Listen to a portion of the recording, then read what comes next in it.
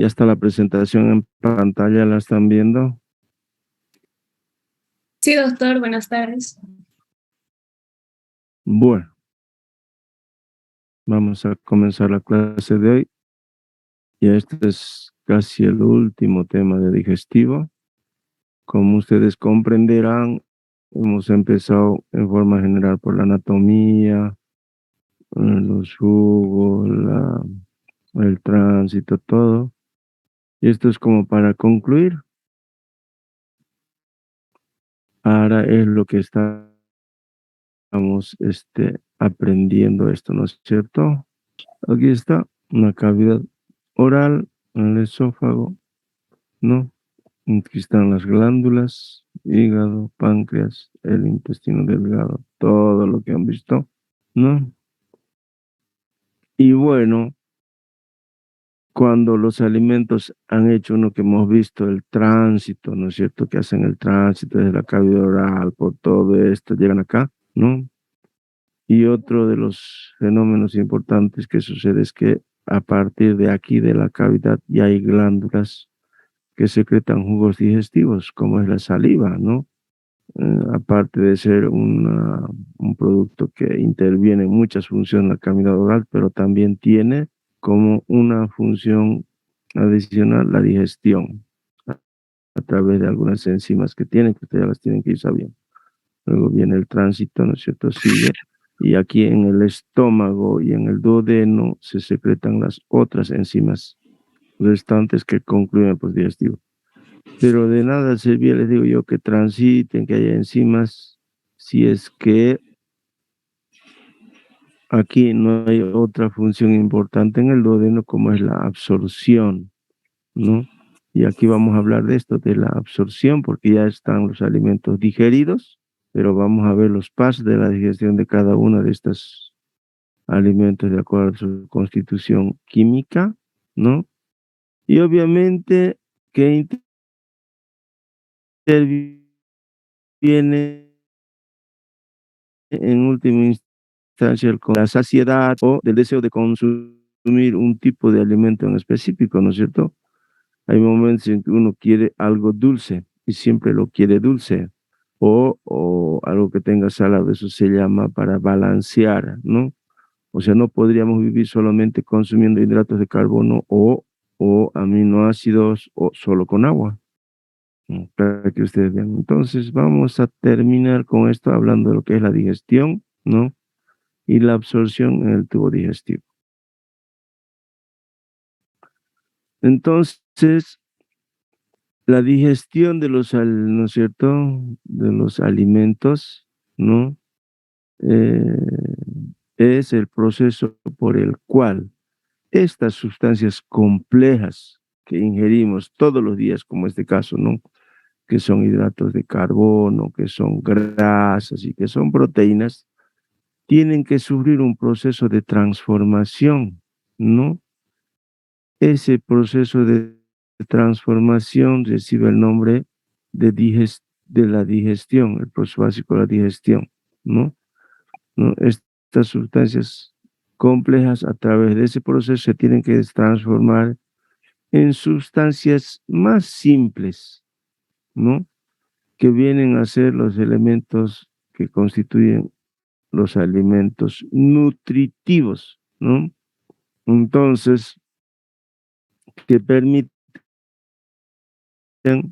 a las células de los diferentes tejidos del cuerpo poder vivir, reproducirse y que la apoptosis celular, que es la muerte biológica de la célula muerte normal, sean reemplazadas por células nuevas, ¿no? Ustedes han visto el anterior semestre cuando hemos hablado de la sangre, la vida que tienen los leucocitos, los eritrocitos, se están renovando constantemente, ¿no? Igual que cuando crecemos, ¿ya? Entonces, ¿cuál es el proceso básico para la digestión de estas sustancias? Hidratos de carbono, grasas y proteínas. Es la hidrólisis, ¿no? Es la hidrólisis. Todos ellos sobre un proceso de hidrólisis.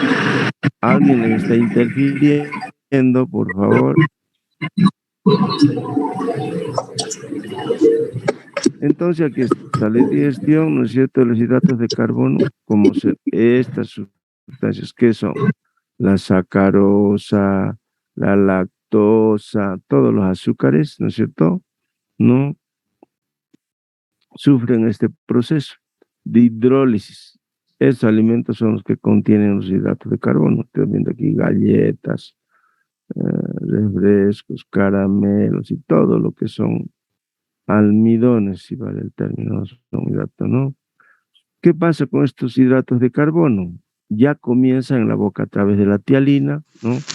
Y en el estómago. Entonces, estas sustancias que son almidones, a través de las enzimas, como es la tialina en la saliva, ¿no? Va a transportar la maltosa, ¿no es cierto?, en pequeños polímeros de glucosa. Son más pequeños, ¿no?, para irse digiriendo. Perdón. Entonces, esta digestión de los hidratos de carbono en el intestino también se cumple. Hemos visto, por eso los jugos digestivos, las enzimas, ya lo hemos visto en las clases anteriores, a través de la amilasa pancreática, ¿no? Se produce la hidrólisis de estos disacáridos y de los pequeños polímeros de glucosa se van a convertir en monosacáridos por estas enzimas del epitelio intestinal. Aquí tienen el duodeno, el yeyuno, ¿no es cierto?, el ilio, ¿no? Entonces, estas enzimas son las responsables de ir descomponiendo hasta que se transformen en monosacáridos, sustancias simples y absorbibles. Entonces, volvemos a repetir, ¿no es cierto? Estos almidones, ¿no? La tialina de la boca va desdoblándolos, luego viene la amilasa pancreática en el intestino delgado, ¿no? Y los transforma en polímeros de glucosa, ¿no? Luego las dextrinas, ¿no?, y la maltasa la transforman en glucosa, ¿no? También esta lactosa, ¿no?, la glucosa la transforma en sacarosa y en fructosa, ¿no? Y el producto final monosacárido de estos hidratos de carbono va a terminar en lo que se llama la sacarosa, ¿no? Este es un esquema sencillo para que entiendan, ¿no? Hasta ahí los hidratos de carbono, para que vean, es un esquema sencillo, simple, pero tienen que recordar cuáles son los pasos.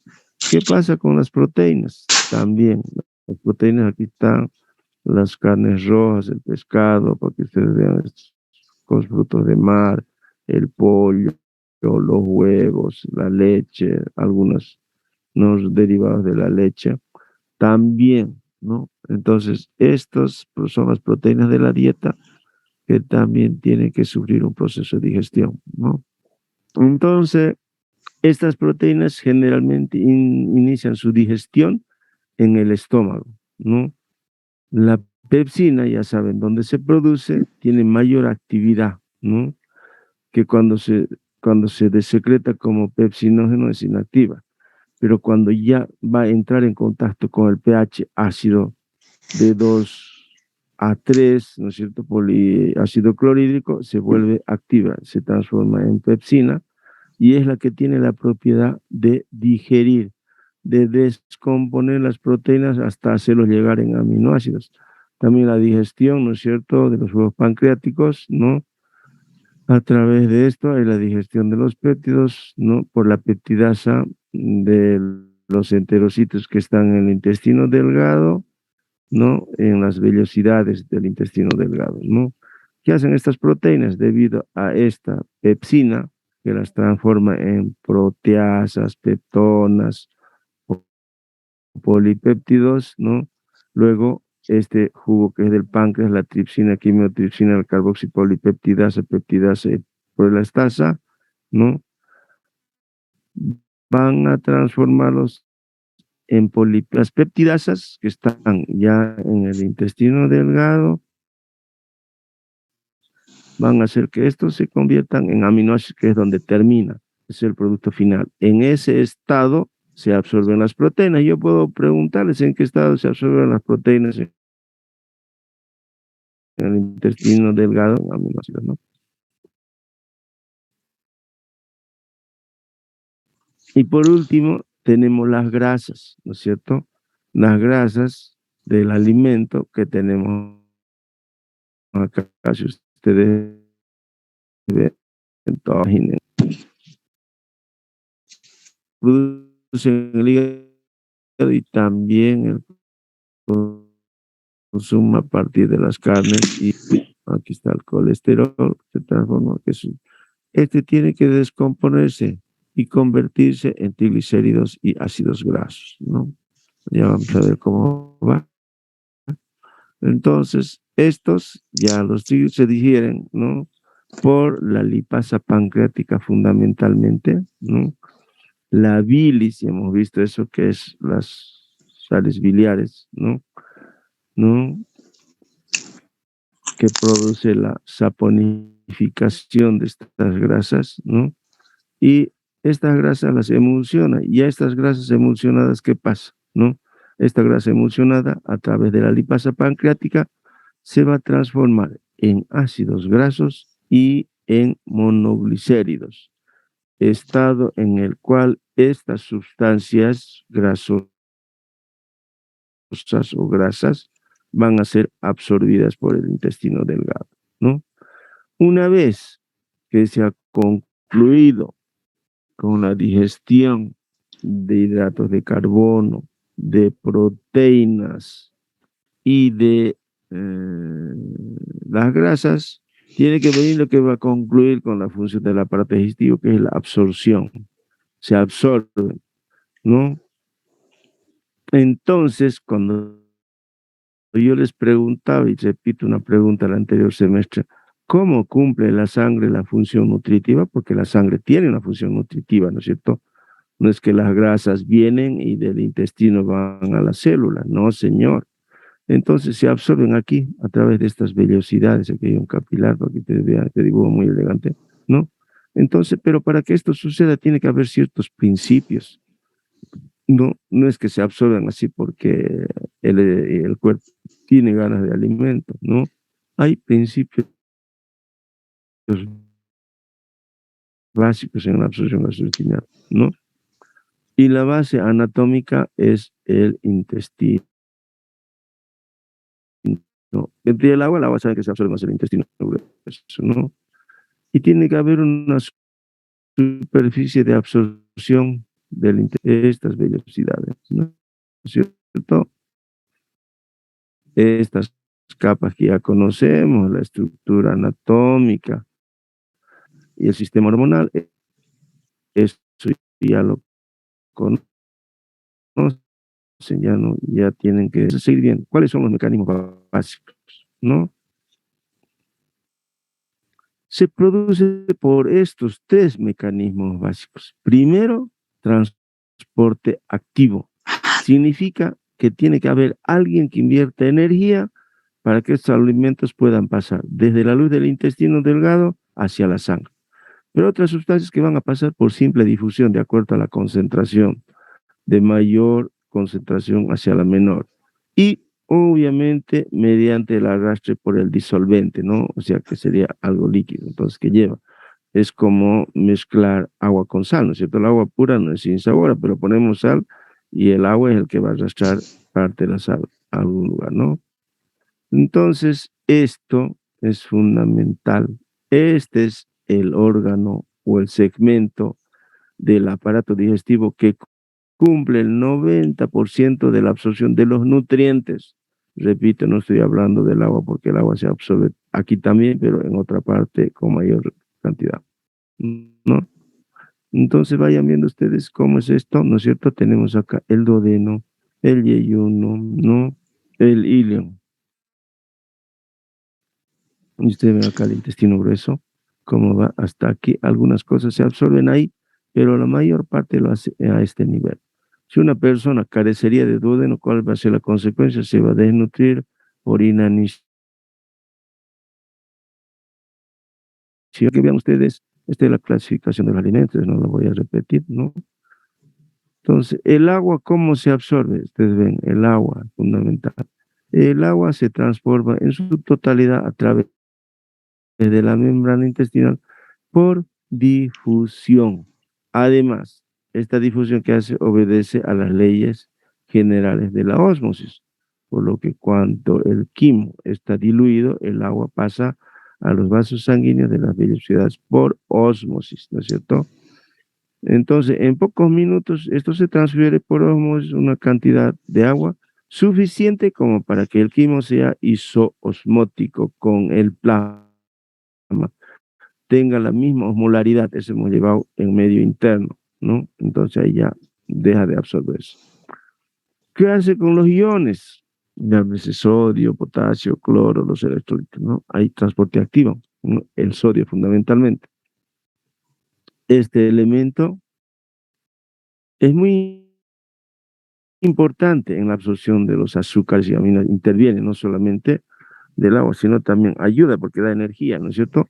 Entonces el motor central para la absorción de sodio es el transporte activo del ion desde el interior de las células epiteliales hasta los espacios paracelulares, o sea, desde la célula hasta afuera del lado, ¿no? Y aquí hay una importante hormona, la aldosterona, que potencia mucho la absorción del sodio, es un favorecedor de absorción de sodio a nivel del riñón para que esté en la sangre y vaya a las células, ¿no? Entonces, y el ion cloruro no se absorbe en el duodeno y el yeyuno, ¿no? En las primeras porciones del intestino delgado, que es el duodeno, la absorción de iones cloruro es rápida, ¿no? Y también lo hace por difusión pasiva. Y la absorción de primeras porciones del intestino delgado se reabsorbe grandes cantidades de estos iones de bicarbonato, ¿no? O lesione la mucosa. Y esta absorción es debida a las grandes concentraciones del mismo en la secreción pancreática, ¿no es cierto? El bicarbonato es un componente del jugo pancreático y de la bilis, ¿no? Y otros iones como calcio, hierro, potasio, sodio, magnesio, fósforo se absorben de forma pasiva en la mucosa intestinal, ¿no? Y por último, los hidratos de carbono, ¿no? Los hidratos de carbono se absorben en forma de monosacáridos. Eso ya les he dicho hace rato hasta dónde se tiene que transformar para poder ser absorbidos, ¿no? ¿Cuál es el más abundante de esto? La glucosa. Por eso aquellas personas que tienen una alta concentración de glucosa son personas que adolecen de diabetes, ¿no es cierto? Y la glucosa representa más o menos el 80% de las calorías que proceden de los hidratos de carbono. El otro 20% está por los monosacáridos, como son absorbidos en la fructosa y la galactosa, ¿no? Eso también, vean ustedes que la glucosa es muy importante. Por eso, ¿qué hacen cuando uno no desayuna y después viene como un desvanecimiento? Denle azúcar, denle café, denle té, porque la glucosa es un hidrato de carbono muy fundamental. Entonces, la glucosa se transporta básicamente por un mecanismo de cotransferencia, ¿no? Entonces, el transporte inicial del sodio a través de las membranas vasolaterales al lado de las células, ¿no es cierto? Del epitelio es el que proporciona la fuerza para el desplazamiento de la glucosa a través de las membranas y puede ingresar a las células, ¿no? Y las proteínas, la mayor parte de las moléculas de los péptidos o de los aminoácidos se unen también a la membrana de las microvellosidades celulares con una proteína específica que requiere unirse al sodio. También interviene el sodio para ese transporte, cuando consigo a los aminoácidos o a los péptidos, ¿no? Y las grasas igual también se digieren hasta ser monoglicéridos y ácidos grasos, ¿no? Y estos se disuelven en la porción lipídica central de las micelas de las células biliares, de las sales biliares, perdón, ¿no? En la superficie de las microvellosidades y difunden hacia adentro de la célula, ¿no? Y en el intestino grueso, vamos a terminar con esta, aquí está, colon ascendente transverso, ¿no? El colon absortivo y el colon es un órgano de absorción de agua y de depósito, ¿no? Entonces, vamos a ver que una capacidad máxima del intestino grueso, ¿no? Puede absorber un máximo de hasta 5, 8 litros de líquido y electrolitos al día, ¿no? Y lo que queda, lo que ya no se absorbe, se queda tanto de los restos alimenticios como del agua, van a ser la composición de las heces fecales. 3/4 partes de las heces fecales contiene hoy 1/4 parte material sólido, ¿no es cierto? De esto, 30% son bacterias muertas, 10 a 20% grasas, 10 a 20% materia inorgánicas, 2 a 3% de proteínas y 30% de productos no digeridos. ¿Qué pasa? Se eliminan, ¿no? Entonces el color de las heces se debe a la estercobilina, al urobilino, y el color de las obedece a los productos de acción bacteriana, ¿no? Y los productos odoríferos que le dan el olor ese a la materia fecal son lindol, estancol, ¿no? Ácido sulfídrico, mercatano, ¿no? Bueno, jóvenes, hoy hemos concluido lo básico, lo más importante con aparato digestivo, hasta la absorción. La próxima semana vamos a comenzar con la parte endocrinológica. No, continuamos con ATM, articulación temporomaxilar. ¿Ya? Está bien, Muy doctor. bien. Creo que sí, claro. Vayan pensando en que tenemos que dar una prueba. Yo creo que va a ser la próxima semana. Terminaré de... No la pude encontrar la vicedecana hoy. Quiero ver la situación de la presencialidad y del espacio para que hagamos la evaluación. Listo, jóvenes, nos vemos. Porque en este momento tengo una reunión justamente en la Hasta facultad. luego, doctor.